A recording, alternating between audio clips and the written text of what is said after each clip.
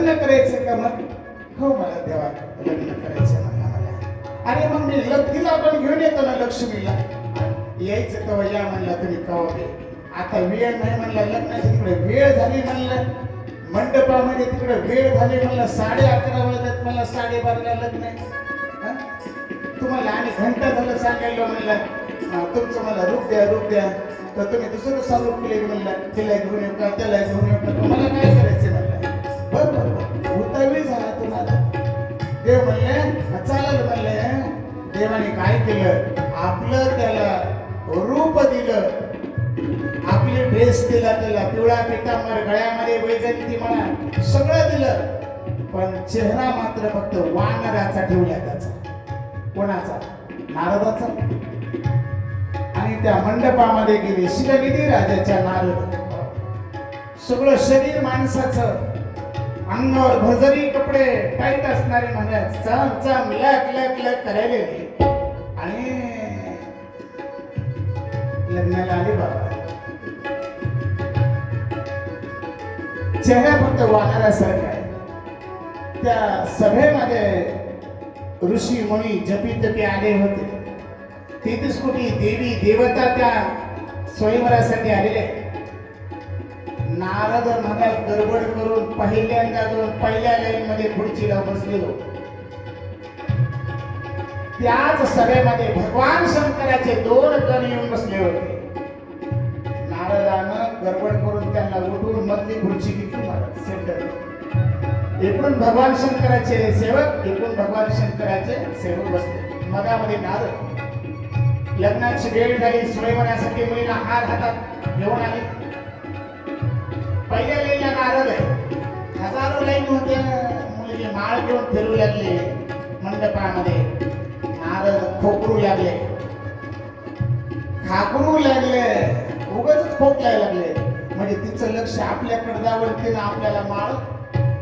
नारदाला fix guarantee एकच, माझ्यासारखं रूपवान जगात दुसरं कोणी नाही, मलाच मुलगी मिळणार याच्यात संशय नाही. कारण जगतामध्ये विष्णू परमात्मा सुंदर असणार आहे, मनोहर असणारा परमात्मा आहे महाराज. आणि त्या परमात्म्याचं रूप मला दिलंय देवानं.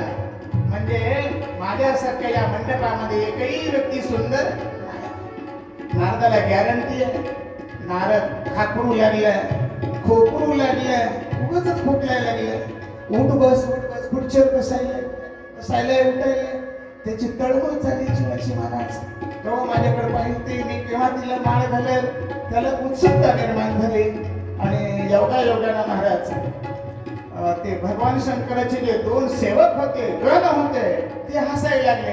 अरे म्हणले बंदर बी आले म्हणले लग्नाला, माकड आले माकड आले. ते हसायला लागले, एकमेकाच्या हातावर हात मारायला लागले.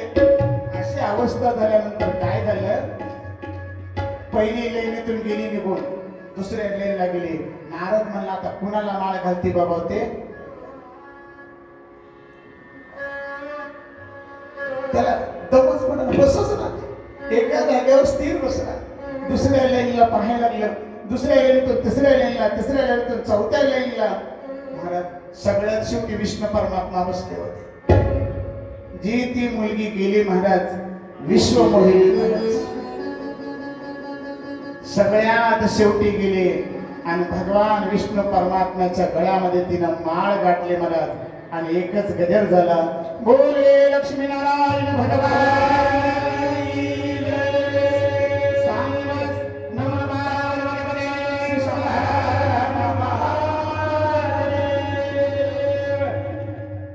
फुलांचा गजर झाला, अक्षतांचा त्या ठिकाणी वर्षाव झाला. महाराज नारदानं बघितलं, शेवटी कोण आले, विष्णू परमात्मा आले. आम्ही रात्रंदिवस त्यांचं भजन केलं, आम्ही त्यांना पाठिंबा दिला एवढे दिवस, आणि आम्हाला धोका दिला. मला काही सामान्य समजले का काय म्हणला विष्णू. रात्रंदिवस आम्ही त्यांचा काकडा करा, जागर करा, गात्याचं भजन करा, रात्रंदिवस त्याच्या नावाचा टाहू फोडला, मी बोंब मारली, आणि मला धोका काय समजले म्हणलं. कामाच्या अपूर्णतेमध्ये मामा क्रोधाची निर्मिती. देवाकडे आले सरळ, वैकुंठाला गेले तर देव वैकुंठाला गेल्या गेल्या मागच गेला पळत माग. देवा थांब म्हणला, तू काय समजलंस मला येडत काढलंस का म्हणलं? रात्रंदिवस तुझा मी भजन केलं, नामचिंतन केलं अहोरात्र, मला धोका दिलास म्हणला तो. असं जर तुम्ही असता देवा, देव म्हणले काय झालं? काय झालं? माझ्या जीवाची काय तळमळ झाली मलाच माहिती म्हणलं. मला बायको मिळण्यासाठी, ती मिळण्यासाठी माझी तडफड, जीवाची तगमग काय झाली मलाच माहिती, तुम्हाला काय माहिती म्हणलं? काय सांगू मला तुम्हाला माझं काय झालं ते? असे जर दुष्ट असतील तर मला तुम्हाला सुद्धा बायकोसाठी विरह सहन करावं लागेल. मला काही दिवस भगवंताला श्राप त्या ठिकाणी देऊन टाकला. आणि देवा लक्षात ठेवा म्हणलं, मी जसं बायकोसाठी येडा झालो तू सुद्धा येडा होशील म्हणलं. तुझ्या अनुपस्थितीमध्ये राजा रावण हरण करेल आणि तुम्ही येड्यासारखं फिरताल. सीते सीते सीते सीते, आणि तुम्हाला बायको मिळेल, पण वानराच्याच मदतीनं बायको मिळेल म्हणला, त्याच्याशिवाय मिळणारच नाही. देवाला श्राप दिला महाराज. देवाने काय केलं? 0 सेकंदामध्ये तो मंडप गायब केला. जिनं माळ घातली होती ती माळ बी अदृश्य, जी विश्वमोहिनी होती ती बी अदृश्य, काहीच नाही महाराज. दोघच पहिल्यासारखे नारद आणि देव.